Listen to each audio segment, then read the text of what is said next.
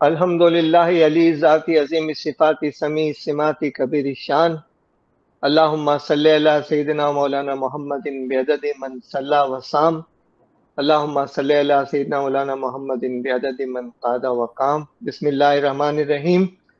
معزز سامعین، آپ کا شکریہ کہ آپ شریک ہوئے ہیں۔ ہم نے لکھا ہے کہ ٹیم ورک کی طاقت سے اجتماعی کامیابی کا سفر۔ کیا آپ چاہتے ہیں کہ آپ کے ساتھ کام کرنے والے افراد ٹیم بن جائیں، پھر ایک قوت بن کر خود بھی ترقی کریں اور آپ کا ادارہ بھی کامیاب ہو؟ پروگرام کے مقاصد کیا ہیں؟ نتیجہ خیز ٹیم بنانے کے عملی و جدید اصول، ایک مؤثر ٹیم لیڈر کے طور پر ٹیم کی رہنمائی کیسے کریں، ایک قابل قدر ممبر کی حیثیت سے ٹیم کی کامیابی میں اپنا حصہ کیسے کریں، اگلی جو چیز ہے وہ ٹیم کی میٹنگز کو کیسے کنڈکٹ کریں، پھر ٹیکنالوجی کو استعمال کرتے ہوئے ٹیم ورک و تعاون کو کیسے بہتر بنایا جائے، اور ٹیم کے اندر اعتماد پیدا کرنے کے اور بہتر فیصلے کرنے اور مسائل کو حل کرنے کی حکمت عملیاں کیا ہو سکتی ہیں۔ ہم نے کل 14 پارٹیشنز بنائے ہیں اس کے، اور ہم کوشش کریں گے کہ ہر ایک پہ 2 منٹ بول دیں۔ پھر اس کے بعد یہ پوری جو پریزنٹیشن ہے اسے ہم امپروو کر کے، جہاں ہمیں خامیاں نظر آئیں گی اس پریزنٹیشن کے دوران، اس کو کریکٹ کر کے آپ کو پی ڈی ایف کی صورت میں انشاءاللہ مہیا کر دیں گے، تاکہ آپ اپنے طور پر اپنے اداروں میں خود پریزنٹیشن دے سکیں۔ اس کے علاوہ ہم اس حوالے سے اپنا ایک تفصیلی مضمون ہے وہ بھی آپ کو شیئر کر دیں گے، تاکہ آپ اس سے فائدہ اٹھا سکیں۔ پھر یوٹیوب چینل پہ اس موضوع پر ہماری ویڈیوز ہیں، اس سے بھی فائدہ اٹھا کر آپ خود پریزنٹیشن دیں گے تو آپ کی آرگنائزیشن کے اندر آپ کی لیڈرشپ ریکگنائز ہو جائے گی انشاءاللہ۔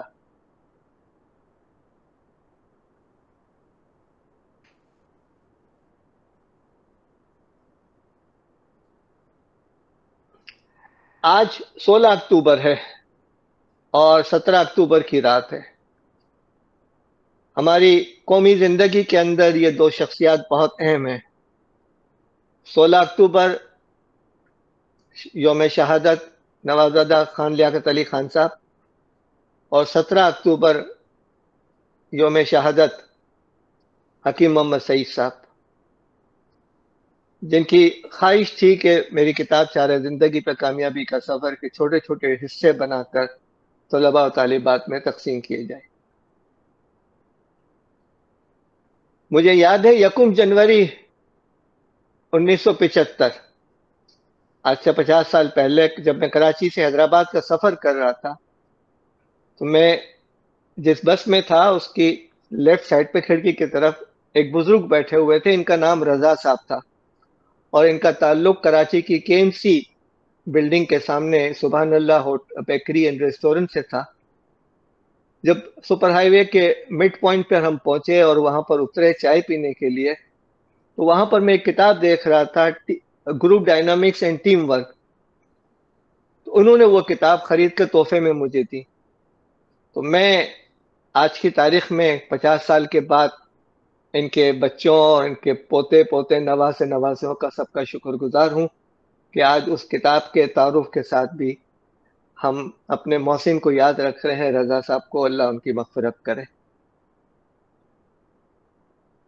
آج کے عنوانات جو ہیں وہ 14 ہیں: تعارف، ٹیمز کی ضرورت، ٹیمز کی بنیادیں، روایتی اور جدید ٹیمز، ٹیمز کی اقسام، ٹیمز کے اراکین کی خصوصیات، کامیاب اور مؤثر ٹیم لیڈر، ٹیمز میٹنگ کے اصول و ضوابط، موجودہ لٹریچر کا خلاصہ، ٹیم اسپرٹ پیدا کرنے کے عوامل، ٹیمز ناکام کیوں ہوتی ہیں، ورچوئل یا نشریاتی ٹیمز کے ضوابط کیا ہوں گے، مستقبل کی ٹیمز کی مطلوب قابلیتیں کیا ہوں گی، اور ٹیم کے اراکین اپنے لیے کیا دعا مانگیں۔ اب آئیے ہم تعارف کی طرف آتے ہیں۔ ہم نے جب انگریزی پڑھتے تھے تو اس وقت ہمیں کامن ناؤن اور کلیکٹیو ناؤن کی بات ہوتی تھی، تو ہم ٹیم کا لفظ سنتے تھے، کمیٹی کا لفظ سنتے تھے، بورڈ کا لفظ سنتے تھے، پارٹنرشپ کا لفظ سنتے تھے۔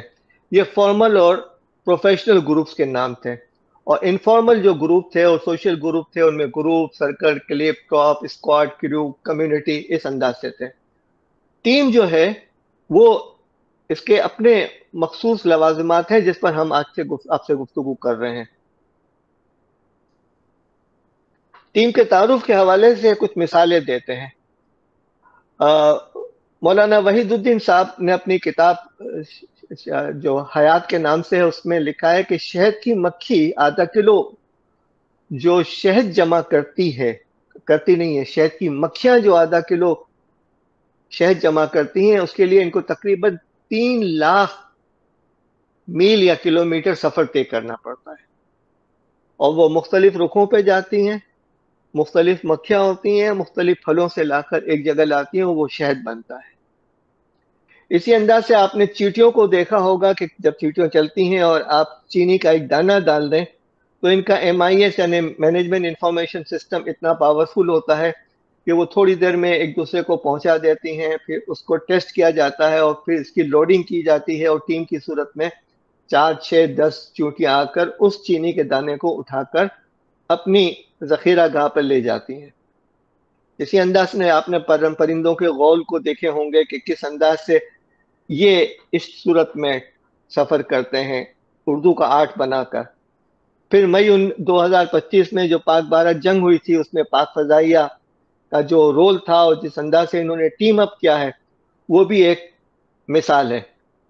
پھر آپ نے دیکھا ہوگا کہ DHL جو کمپنی ہے جو آج سے 50-55 سال پہلے بنی، وہ امریکہ کی جو ساحلی ریاست تھی وہ اور جو بحر الکاہل کے ایک طرف تھی کیلیفورنیا سائڈ کی اور دوسری طرف سڈنی، ان دونوں کے درمیان جو کمیونیکیشن تھی اور جو پارسل کی آمد و رسل تھی وہ پہنچنا بہت مشکل تھی. تو 3 افراد جن کے نام DHOL سے شروع ہوتے تھے، انہوں نے ایک نے جو ہے امریکہ میں قیام کیا، ایک نے آسٹریلیا میں قیام کیا، اور تیسرا فرد جو ہے وہ تھیلے بھر کے میل لے جاتا تھا اور میل لے آتا تھا. اس طریقے سے آج سے 55 سال پہلے یہ کوریئر سروس کا آغاز ہوا. اسی انداز سے آپ نے یاد ہوگا کہ بچپن میں ہم نے کہانی سنی تھی کہ ایک بلڈنگ میں آگ لگ گئی، سب لوگ بھاگنے لگے. گراؤنڈ فلور پہ 2 افراد رہتے تھے، دونوں معذور تھے، ایک اندھا تھا ایک لنگڑا تھا. وہ دونوں بھاگنا چاہتے تھے لیکن دونوں میں بھاگنے کی صلاحیت نہیں تھی. تو اندھے نے لنگڑے سے کہا کہ یار تم میرے اوپر سوار ہو جاؤ، مجھے راستہ دکھاؤ، میں بھاگ کے چلوں گا. تو یہ بھی ایک ٹیم تھی، پارٹنرشپ تھی، جنہوں دونوں نے مل کر آگ سے اپنے آپ کو بچانے کی کوشش کی. اور پھر سب سے بڑھ کر ہماری قومی زندگی کے اندر ایک بہت بڑا واقعہ ہوا ہے، وہ 1986 کے اندر شارجہ کپ کے اندر، جب پاکستان کو جو ہے 4 جو رنز کی ضرورت تھی اور 2 بالز باقی تھیں، یا تھوڑا بہت فرق ہو سکتا ہے میرے کہنے کے اندر. اور اس وقت جو ہے توصیف احمد جو ہے وہ بیٹنگ کر رہے تھے اور انہوں نے جو ہے چھوٹا سا اسٹرائک کر کے 1 رن لیا اور جاوید میانداد کو موقع دیا. اور اس کے بعد جاوید میانداد آئے اور انہوں نے اپنی حکمت عملی کے ذریعے سے 3 بار چیتل شرما کو روکا، اور پھر جو ہے انہوں نے وہ گیند پہ آخری بال پہ جہاں 4 رن کی یا 3 رن کی ضرورت تھی چھکا لگایا، اور وہ شارجہ کا چھکا محاورہ بن گیا ہماری زندگی کے اندر. اس میں قربانی جو ہے وہ اور جو ٹیم ورک ہے وہ توصیف کی ہے، اور جو حکمت عملی ہے وہ جاوید میانداد کی ہے، لیکن پورا کام جو ہے وہ ٹیم ورک کا ہے. تو آپ یہ سوچیں کہ ٹیم ورک کن قاف کا ہے، اس پہ قاف پہ بھی ہم ذکر کریں گے. تو یہ چیزیں ہیں جس سے ہم ابتدا کر رہے ہیں اپنی. اب افراد کی قسم ہے، ہمارے معاشرے میں 3 قسم کے افراد ہوتے ہیں. ایک وہ ہے جو ہمیشہ ماتحت رہ کر کام کرتے ہیں، سلام کر لیتے ہیں، عرض کر لیتے ہیں اور ذہنی غلامی کی زندگی گزارتے ہیں، چاہے وہ زمینداروں کی غلامی ہو، چاہے وہ بیوروکریٹ کی غلامی ہو، چاہے وہ مذہبی لوگوں کی کیفیت ہو، جس انداز سے وہ مذہبی لوگوں کے ساتھ سامنے پیش ہوتے ہیں، وہ والی چیزیں. دوسری قسم ان افراد کی ہوتی ہے جن کے مزاج میں حاکمیت ہے اور وہ ہمیشہ لوگوں کو زیر کر کے کام کرنا پسند کرتے ہیں. یہ آپ نے دیکھا ہوگا، ہم نے انگریزوں کی 200 سالہ غلامی کی ہے اور ہم اس کے بہت زیادہ عادی ہو چکے ہیں. تیسری قسم ان افراد کی ہے جو ہر صورتحال میں لوگوں کے ساتھ مل کر اونچ نیچ کے ساتھ رہتے ہوئے بھی کام کرتے ہیں اور اپنے مقاصد حاصل کرتے ہیں. ہم اس تیسری قسم کے گروہ کے حوالے سے آپ سے گفتگو کرنا چاہتے ہیں. ٹیم ورک کیا ہے؟ TEAM together every one achieve more. یہ ٹیم کا ایبریویشن کا ایک ایکرونائم ہے جو ہم بتا رہے ہیں، یعنی ان 4 چیزوں کا ایکرونائم ٹیم بنتا ہے۔ اب یہ پہلے سے بنا ہے یا بعد میں بنایا گیا اس کا نہیں ہے، لیکن عرف عام میں یہ بات کی جاتی ہے۔ ہمیں زندگی کے ہر شعبے میں اجتماعی ہم آہنگی اور ٹیم ورک کی ضرورت ہوتی ہے۔ مل کر کام کرنا ایک قربانی کی قیمت پر ہوتا ہے۔ فرد کے اندر اٹھنے والے باغیانہ جذبات کو کچلنا ہی وہ چیز ہے جو اجتماعی عمل کو ممکن بناتی ہے۔ اس قربانی کے بغیر کبھی اجتماعی عمل ظہور میں نہیں آتا، اور کوئی بھی بڑا مقصد کوئی شخص تنہا حاصل نہیں کر سکتا۔ یہ آپ نے موجودہ ٹیکنالوجی کے دور میں دیکھا ہوگا کہ جو بھی ٹیکنوپرینیورز ہیں، ان لوگوں نے ہمیشہ اپنے ساتھ کسی کے ساتھ پارٹنرشپ کر کے آگے بڑھے ہیں۔ ہر بڑے مقصد کے لیے بہت سے لوگوں کی ضرورت ہوتی ہے، ان کی متحدہ کوششوں کی ضرورت ہوتی ہے۔ آپ تصویر دیکھ رہے ہیں کس انداز سے ایک بوجھ کو چند چوٹیاں کمزور جانور اٹھا کر لے جا رہے ہیں، اور نیچے جو تصویر ہے آگ والی تصویر ہے جس کی ہم مثال پہلے دے چکے ہیں۔ مل کر کام کرنے میں اصل رکاوٹ یہ ہے کہ افراد کی انفرادی شخصیت اس میں نہیں ابھرتی، یعنی اجتماعی شکل کے اندر آ جاتی ہے۔ توصیف احمد اس میچ کے اندر خود بھی چھکا لگانے کی کوشش کر سکتے تھے، لیکن انہوں نے موقع دیا، اور جو اہل فرد تھا اس کو اس کی ذمہ داری دی گئی۔ جس قوم کے افراد میں اپنی انفرادی شخصیت بنانے کا مزاج ہو، وہ قوم کبھی متحد عمل میں کامیاب نہیں ہو سکتی، اور اسی لیے وہ کوئی بڑی ترقی بھی نہیں کر سکتی۔ ہم نے جاپان میں دیکھا ہوگا کہ ٹیم کنسپٹ بہت اچھا ہے۔ بڑی ترقی حاصل کرنے کا سب سے آسان طریقہ یونٹی ہے۔ یونٹی ایک کو کئی بناتی ہے اور کوشش کی مقدار کو اسٹرونگر کرتی ہے، کئی گنا بڑھا دیتی ہے۔ ایک اور ایک 2 کی بجائے ایک اور ایک 11 ہو جاتے ہیں۔ 2 لائنیں جب مل جاتی ہیں اور ایسے ہو جاتی ہیں تو 8 ہو جاتی ہیں، 2 لائنیں نہیں رہتی، 8 ہو جاتی ہیں، ویسے وہ 11 ہو جاتے ہیں۔ ٹھیک ہے۔ ٹیم ورک کا تعارف کیا ہے؟ ٹیم کسی گفتگو کی مجلسی یا باہمی ملاقات یا کلب کا نام نہیں ہے۔ ٹیم کے ارکان کی خصوصیات آپس میں انحصار کرنا ہے۔ جو کام انفرادی طور پر ناممکن ہوتا ہے، اسے گروپ کی صورت میں ممکن بنایا جاتا ہے۔ ٹیم ورک میں ہر شریک حصہ لیتا ہے، ہر شریک حصہ دیتا ہے، لیتا ہے، دیتا ہے، اور ہر شریک اس کے فوائد سے حصہ لیتا ہے، یعنی میوچل کنٹریبیوشن ہے، میوچل پارٹیسپیشن ہے، اور میوچل ریزلٹس کے ڈیویڈنڈز ہیں جو حاصل کیے جاتے ہیں۔ اس کے علاوہ اس کے فوائد سے صنعت، معیشت، معاشرے اور مملکت کو بھی فائدہ پہنچتا ہے۔ شرط یہ ہے کہ ٹیم لیڈر میں یہ صلاحیت ہو کہ وہ اپنے سے زیادہ باصلاحیت افراد کو اپنے ساتھ لے کر چل سکے۔ ٹیم صلاحیتوں کو مجتمع کر کے اس سے کئی گنا فائدہ اٹھانے کے لیے تشکیل دی جاتی ہے۔ ایک دوسرے کی کمزوریوں کو پیش نظر رکھتے ہوئے اجتماعی فائدے کے لیے منظم کی جاتی ہے۔ اندھا اور لنگڑا کی مثال یاد رکھیے گا، دونوں نے اپنی کمزوریوں کو ریکگنائز کیا اور ٹیم بنایا۔ ٹیم کو اپنی افادیت اور کارگزاری کا جائزہ لینے کی ضرورت ہوتی ہے، اور اس کے لیے پھر باقاعدگی سے جائزہ لینا بھی ضروری ہے۔ یہاں معلومات کی رازداری نہیں ہوتی، بلکہ احساس شرکت کے ساتھ باہمی اعتماد کے ذریعے حفظ مراتب کو پیش نظر رکھتے ہوئے کام کیا جاتا ہے۔ آپ ٹیم لیڈر ہیں، آپ کے ساتھ آپ سے سینئر لوگ بھی ہوں گے اور آپ سے جونیئر لوگ بھی ہوں گے، تو سینئر اور جونیئر کے ساتھ آپ کا معاملہ اس بات پر منحصر ہے کہ آپ حفظ مراتب یعنی ڈیو ریسپیکٹ کے کتنے قائل ہیں۔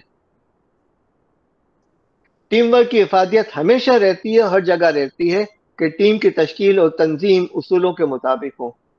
ٹیم کے ذریعے سے فیصلوں میں مدد لی جاتی ہے۔ ٹیم ورک کے ذریعے مجموعی پیداوار روایتی انداز کے ذریعے کام کرتے ہوئے انفرادی پیداوار کے مجموعے سے زیادہ ہو جاتی ہے، یعنی ملٹی پلائی ہو جاتی ہے۔ اور جو لوگ بیوروکریٹس ہیں یا خود اپنی شخصیت پرست ہوتے ہیں، وہ عموماً ٹیم کی مخالفت کرتے ہیں۔ ٹیم ورک کے ذریعے انقلاب نہیں لایا جاتا بلکہ تبدیلی لائی جاتی ہے، اور حقیقت یہ ہے کہ تبدیلی کا عمل وقت لیتا ہے۔ ٹیم میں شرکا کی حیثیت سے ملازمین، افسران، مزدور، سپروائزر شامل ہوتے ہیں. انہیں آپس میں ایک دوسرے کو سمجھنے اور ہم آہنگی پیدا کرنے کی ضرورت ہوتی ہے. اور سب سے بڑی یہ ہے کہ آپ کو اپنے اختلافات کی قربانی کی ضرورت ہوتی ہے. ٹیم ورک کے ذریعے ہم آہنگی پیدا کی جاتی ہے اور اجتماعی اختلافات کو ختم کرنے کی کوشش کی جاتی ہے. اب ٹیمز کی ضرورت کہاں پر ہوتی ہے؟ جہاں انتظامیہ اور عمومی قیادت غیر مؤثر ہو گئی ہو، جہاں مفلوج اور فرسودہ ٹیکنالوجی اور طریقہ کار رائج ہو، جہاں لاگت پیداوار مسلسل بڑھ رہی ہو، جہاں ادارے کی افزائش نہ ہو رہی ہو، منافع میں کمی آ رہی ہو، اور جہاں ملازمین میں گھٹن بڑھ رہی ہو اور احساس تحفظ کم ہو اور غیر حاضریوں کو رجحان بڑھ رہا ہو اور جھگڑے اور تنازعات بڑھ رہے ہوں. یہ ہے ٹیم کی ضرورت. اب ٹیم کی بنیادیں کیا ہیں؟ ہم نے دو کیٹیگریز میں بنائی ہیں. ایک عمومی جو چیز ہے وہ یہ کہ ایلیمنٹس آف افیکٹو ٹیم، اس میں شیئرڈ پرپس. دیکھیں آپ تصویر دیکھ رہے ہیں کہ 5 افراد ہیں، ایک گول کی طرف ڈائریکشن کے اندر جا رہے ہیں، حالانکہ پانچوں الگ الگ سمت میں کھڑے ہوئے ہیں لیکن پہنچ رہے ہیں ایک مرکز پر. تو shared purpose. Number 2 collective accountability, یعنی ہم اگر ایک ناکام ہوئے تو سبھی ناکام ہوں گے. کمپلیمنٹری اسکلز، ایک دوسرے کو سپورٹ کرنے والی، یعنی اندھے کے پاس چلنے کے لیے ٹانگیں تھیں اور لنگڑے کے پاس دیکھنے کے لیے آنکھیں تھیں، تو وہ کمپلیمنٹری اسکلز ہو گئی. میوچل ٹرسٹ، یعنی ایک دوسرے پر اعتماد. اور نمبر 5 اوپن کمیونیکیشن، یعنی کھانا پھوسی نہیں ہوگی، پیٹھ پیچھے باتیں نہیں ہوں گی، سازشیں نہیں ہوں گی، کھل کے بات ہوگی.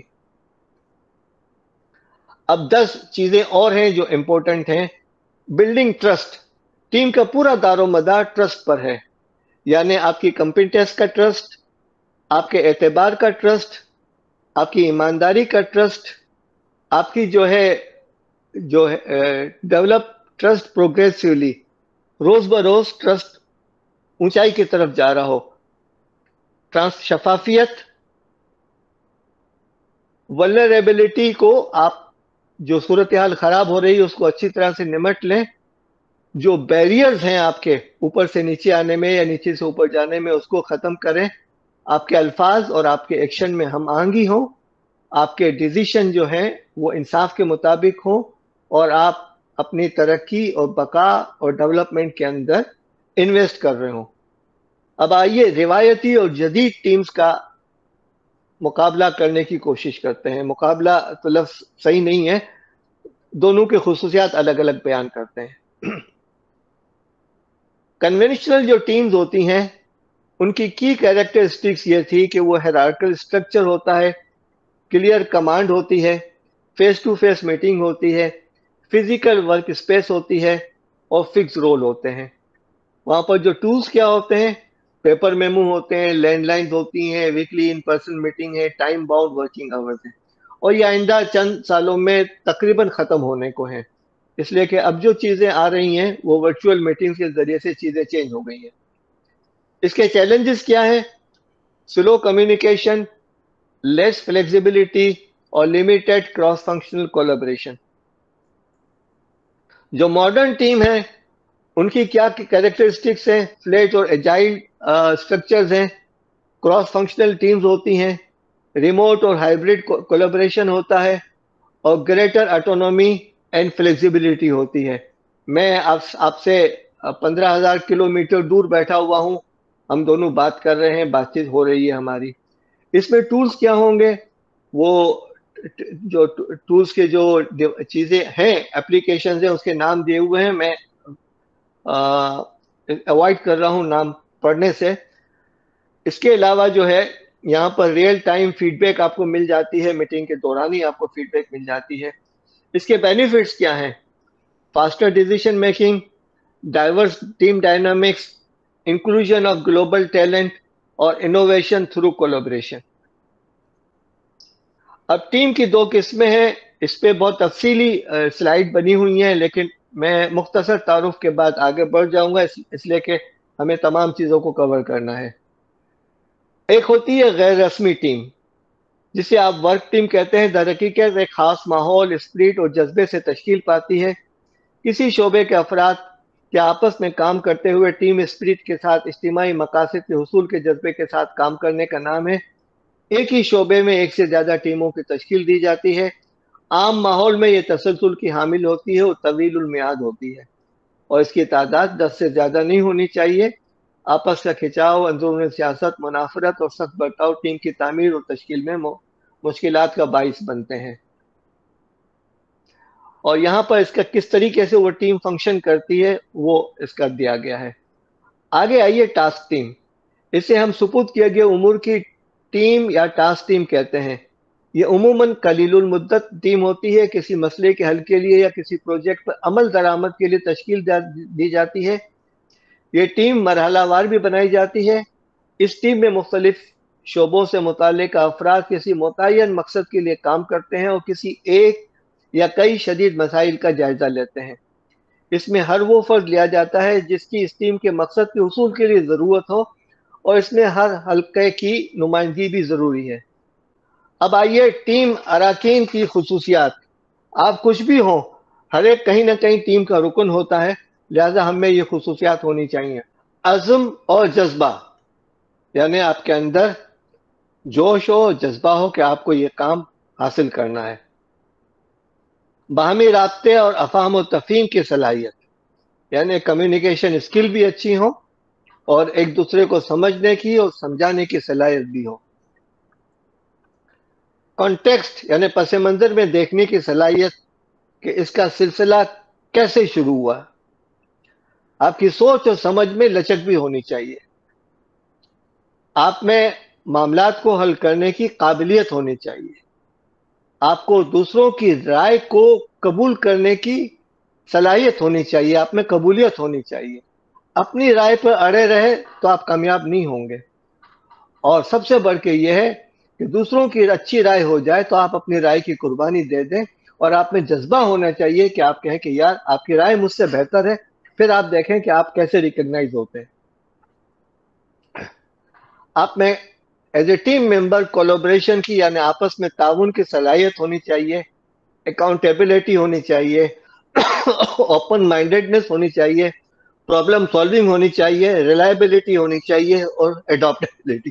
اب آپ آئیے ٹیم لیڈر کی خصوصیات پر۔ پہلی خوبی، ہم اور ہمارا کا تصور ہے۔ میں نہیں چلے گی، آئی نہیں چلے گا، می نہیں چلے گا، وی اینڈ آور چلے گا۔ ممبرس کی مدد کیجیے، رہنمائی کیجیے، مگر خطرے کی صورت میں انہیں پکڑنے کی کوشش مت کیجیے، انہیں سنبھلنے کا موقع دیجیے۔ ٹیم کے ممبران پر توجہ دیجیے، امتیازی علامات کو ختم کیجیے۔ اس بات کو یقینی بنائیے کہ ٹیم کی میٹنگ خوشگوار ماحول میں ہو۔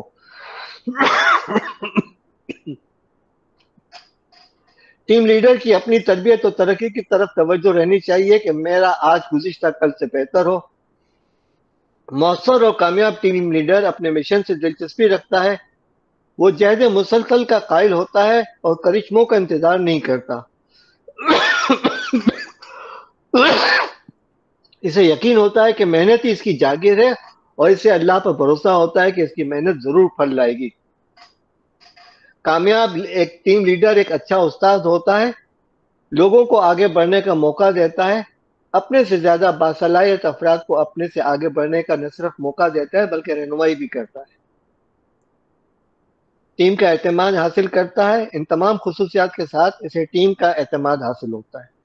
اپنی رائے اور خیالات کو ٹھوسنے کی کوشش نہیں کرتا، کسی کی غلطی کو پکڑنے کی، لقمہ دینے کی اور بار بار حوالہ دینے کی کوشش نہیں کرتا، کم گو شرکا کو بولنے کا موقع دیتا ہے اور انہیں اس انداز سے گھیرتا ہے کہ وہ ضرور شریک ہوں، اچھے بامقصد اور لطیف انداز میں گفتگو آگے بڑھاتا ہے اور خیالات اور تجاویز کو دہرانے سے بچتا ہے، کسی نقطہ نظر پر اجتماعی ہم آہنگی پیدا کرنے کی کوشش کرتا ہے، ضد اور ہٹ درمی سے بچتا ہے، ناک اور انا کا مسئلہ نہیں بناتا، اپنے اختیارات کو کم از کم استعمال کرنے کی کوشش کرتا ہے تاکہ ہم آہنگی برقرار رہے، ذاتی حملوں سے محفوظ رہتا ہے، گروپ اور ٹیم کو ایکشن اور عمل کی جانب لے جاتا ہے، میٹنگ کو مؤثر بنانے کے لیے رائے اور مشورے طلب کرتا ہے، اپنے آپ کو احتساب کے لیے پیش کرتا ہے، افراد سے دلچسپی رکھتا ہے، ان کے مسائل اور گھریلو معاملات اگر پریشانیاں ہوں تو دلچسپی رکھے اور انہیں ان کی ذات میں اپنی شرکت کا احساس دلائے۔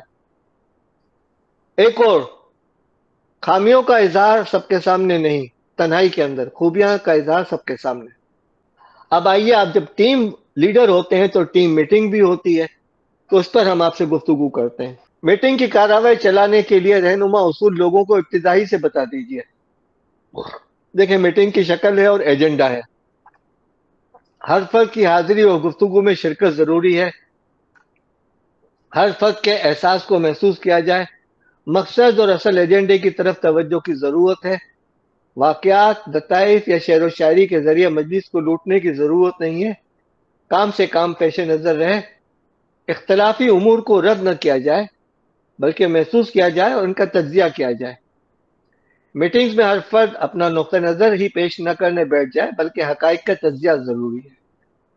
جو گفتگو ہو رہی ہے اسے بڑے چارٹ یا بورڈ پر تحریر کرنا چاہیے اور بعد میں اسے کاغذ پر منتقل کر کے شرکاء میں تقسیم کر دیں۔ میٹنگ کے دوران ذاتیات، تعصب اور انا کی جنگ شروع نہ کی جائے۔ وقفوں کے ساتھ میٹنگ کی افادیت و پیش رفت کا جائزہ لیا جائے اور افراد کو تنقید کا موقع دیا جائے۔ تنقید اصلاح کے لیے کی جائے اور تنقید کو اپنی اصلاح کا ذریعہ سمجھا جائے۔ طے شدہ امور پر عمل درآمد کا جائزہ لیا جائے، ہر ایک اپنے آپ کو احتساب کے لیے پیش کرے اور اصلاح کے لیے تجاویز طلب کرے۔ اب احتساب ہم اردو اور عربی میں کہتے ہیں اور انگریزی میں فیڈ بیک کہتے ہیں۔ احتساب کو لوگ جو ہے وہ برا مانتے ہیں اور پاکستان میں احتساب کا لفظ تو برے معنوں میں ہی استعمال ہو رہا ہے۔ ٹیم میٹنگ کے اصول کے بارے میں ہے کہ ہیر پھیر کے ذریعے گفتگو نہ کی جائے۔ یہ نہ ہو کہ لوگ کہیں کہ صاف چھپتے بھی نہیں، سامنے آتے بھی نہیں۔ دوسروں کی گفتگو کے میں خاموخواہ کی مداخلت اور ٹوک نہ کریں۔ احساس اور گھٹن کو محسوس کیا جائے، اپنے دلائل، حقائق اور خیالات کے بارے میں پیش کیے جائیں، شخصیات کے بارے میں نہیں، یعنی اپنے دلائل، حقائق اور خیالات کے بارے میں پیش کیے جائیں۔ شخصی حملوں سے پرہیز کیا جائے۔ عزت تو جانور کو بھی بہت پیاری ہوتی ہے، اس کا خیال رکھیں۔ عزت نفس کا خیال رکھیں، سیلف اسٹیم کا خیال رکھیں۔ ایک بار اگر کسی میٹنگ میں آپ نے کسی کی عزت نفس کو مجروح کیا تو وہ شخص ہمیشہ کے لیے اینٹ جو ہے وہ ریت بن جاتی ہے، پھر آپ اسے اینٹ نہیں بنا سکتے، وہ میٹنگ میں اس اسپرٹ کے ساتھ نہیں آ سکتا۔ جو موجودہ لٹریچر ہے اس کا خلاصہ یہ ہے کہ جس حد تک ممکن ہو ٹیم کو زیادہ سے زیادہ ذمہ داریاں تفویض کی جائیں، ٹیم کے افراد کو متعلقہ اور معاون امور کی تربیت دیجیے، محض ایک ہی کام میں ایکسپرٹ مت بنائیے۔ اس بات کا جائزہ لیتے رہیں کہ ٹیم کس انداز سے روایتی انداز سے مختلف ہو سکتی ہے۔ ٹاسک ٹیم کے افراد کو اختیارات دیجیے، ٹیم کو کامیابی کے لیے متبادل راستہ سمجھیے، فیصلوں میں شرکت کا موقع دیجیے اور جائزے کے لیے ٹیم شامل کیجیے۔ اب ٹیم اسپرٹ پیدا کرنے کی ضروری عوامل کیا ہیں؟ یہ 9 ہیں۔ اتحاد یا ہم یعنی وی کا احساس، احساس ذمہ داری، اعتماد اور حسن ظن، آپ اعتماد بھی رکھیں اور لوگوں سے اس بات کی امید رکھیں کہ وہ اچھا کریں گے۔ احساس ملکیت، پہل یا پیش قدمی، انیشیٹو، رابطہ اور افہام و تفہیم، کمیونیکیشن اور انڈرسٹینڈنگ، قدر افزائی، ویلیو دینا، ریسپیکٹ دینا، ریکگنیشن دینا، موافقت یا ہم آہنگی، اور کمپلیشن، چیزوں کو ختم کرنے کا جذبہ کریں، ان کو انڈن نہیں چھوڑیں، کمپلیٹ کریں، پرفیکٹ نہیں، کمپلیٹ کریں۔ احساس ملکیت کا تعارف، افراد میں اگر اس بات کا احساس پیدا ہو جائے کہ وہ جو کام کر رہے ہیں یہ ان کا اپنا کام ہے تو پھر غلطیاں کم ہوتی ہیں اور ذمہ داری کا احساس بڑھ جاتا ہے۔ اگر لوگوں کو یہ احساس ہو کہ ان کا کام آگے والا بھی چیک کرے گا تو پھر وہ ذمہ داری کو ٹالنے کی کوشش کریں گے، لیکن اگر ان میں یہ احساس پیدا ہو کہ یہ انہی کا کام ہے، آنرشپ ہے، تو پھر غلطیوں اور کوتاہیوں کا اندیشہ کم ہوگا۔ یہ انسان کا ایٹیٹیوڈ ہے۔ نتیجہ یہ ہوگا کہ غیر حاضری کا رجحان کم ہوتا جائے گا۔ اب احساس مروت، احساس ملکیت کو، ہاں مروت بھی ضروری ہے، لفظ غلطی سے نکل گیا لیکن احساس مروت بھی بہت اہم ہے۔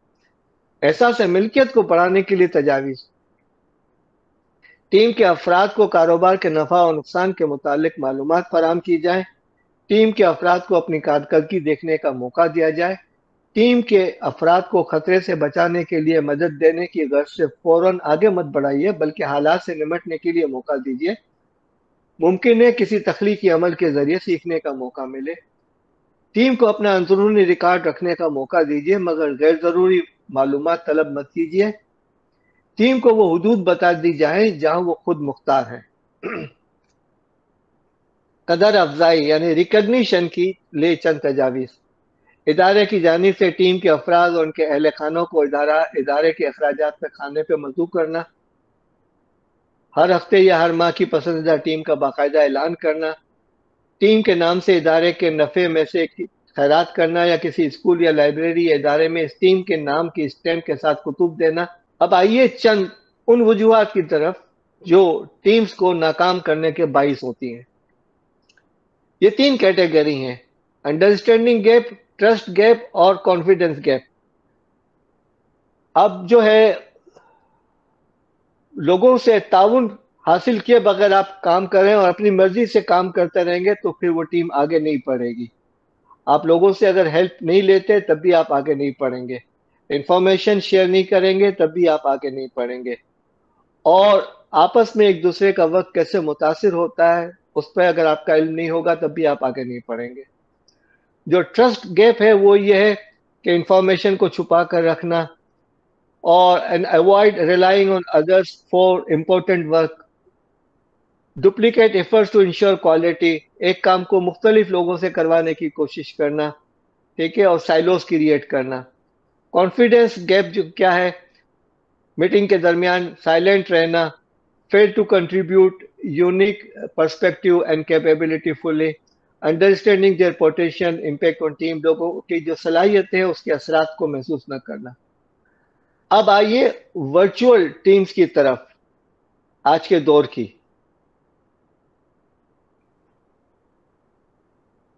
وہ کیا ہے اس کے پرنسپلز؟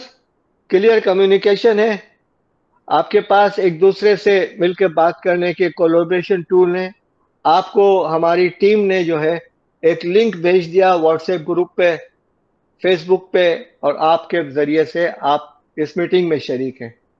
یہ لنک ہے، وہ ٹول ہے۔ یوٹیوب ایک ٹول بن گیا ہے، آپ کے گوگل میٹ ایک ٹول ہے، اس کے ذریعے سے آپ کام کر رہے ہیں۔ آپ اگر یہ ورچوئل ٹیمز ہیں تو پھر رولز اینڈ رسپانسبلٹیز کو ڈیفائن کریں، ٹرسٹ اینڈ ریپو بلڈنگ کی کوشش کریں، نیٹ ورکنگ کی، فلیکسیبلٹی اینڈ اڈیپٹیبلٹی کی طرف جائیے۔ جو موجودہ ورچوئل ٹیم کے جو چیلنجز ہیں وہ ہیں 6۔ اوور ریلائنس آن ٹیکنالوجی، اگر انٹرنیٹ بند ہو گیا تو ختم، میرا کمپیوٹر بند ہو گیا تو میٹنگ ختم۔ مس کمیونیکیشن ان ڈیجیٹل ٹولز، آپ کہہ کچھ رہے ہیں سمجھ کچھ رہے ہیں۔ کمیونیکیشن بریک ڈاؤن، آپ انگریزی سمجھ رہے ہیں، وہ اردو سمجھ رہے ہیں، وہ بنگلہ سمجھ رہے ہیں، اور کوئی کسی کی زبان سمجھ نہیں رہا۔ ڈیجیٹل فٹک، یعنی کمپیوٹرز پہ اور ڈیوائسز پہ کام کرتے کرتے انسان تھک جاتا ہے۔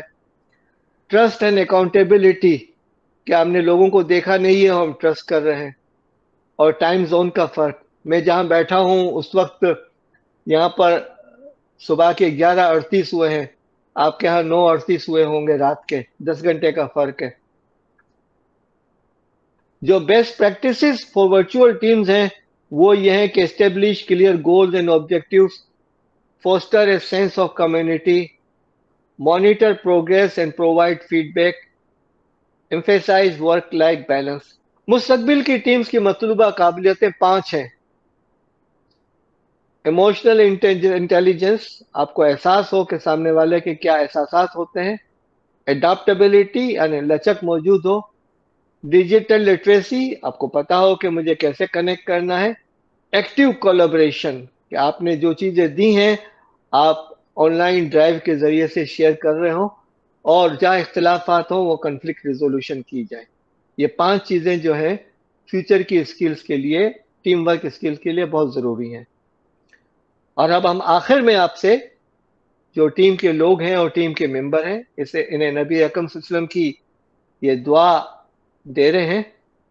جو تہجد کے وقت کی ہے، آپ سلائڈ کو اسکرین شاٹ لے کر اپنے پاس رکھ لیجئے، اس کو پڑھنے کی کوشش کیجئے، اور پھر ہم اختتام پہ اللہ سے دعا کرتے ہیں کہ ربنا آتینا من لدنک رحمۃ وہی لنا من امرنا رشدا۔ یہ اصحاب کہف کی دعا ہے، اور یہ جو دوسری جو دعا ہے وہ یہ ہے کہ اللہم ارنا الحق حقا وارزقنا اتباع، اے اللہ جو سچ اور حق ہے اس کو مجھے دکھا، وارنا الباطل باطلا وارزقنا اجتنابا، اور جو باطل ہے اس سے مجھے بچنے کی توفیق دے۔ ترجمہ نہیں ہے، مفہوم آپ کے سامنے پیش کر رہا ہوں۔ وما علینا الا البلاغ۔